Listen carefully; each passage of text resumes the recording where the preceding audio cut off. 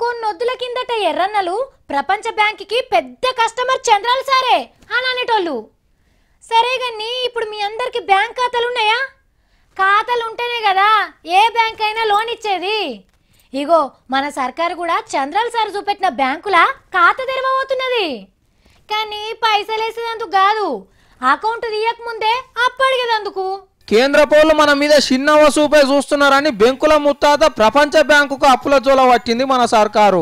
చంద్రాల్ sir సోపతి చేసిన బెంకు పెద్ద సార్లను సెక్రటరీలకు పిలుచుకొని ఖుద్దుగా మాట్లాడిండు సర్కారు పెద్ద మనిషి రాజీవ్ శర్మ సారు. ఎట్లా చేసి సర్కారుకు సరిపోను అప్పియాలని గట్టిగానే చెప్పి తోలిండట. మరి అరికాలప్పు కావద్దు, కూర సప్ప కావద్దంటే సంసారం సాగుతుందా?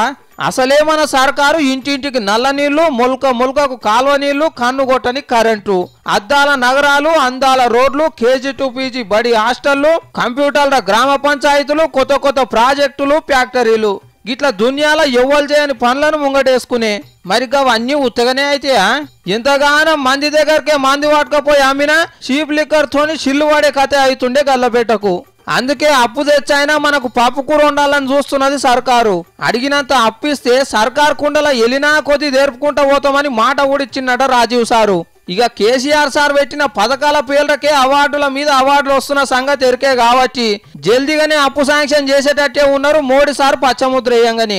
కానీ ఇదివరకు చంద్రాల్ సార్ గిట్టనే ప్రపంచ బ్యాంక్ తోటి సోబత్ చేసినందుకు పడరాని కష్టాలు పడ్డాడు.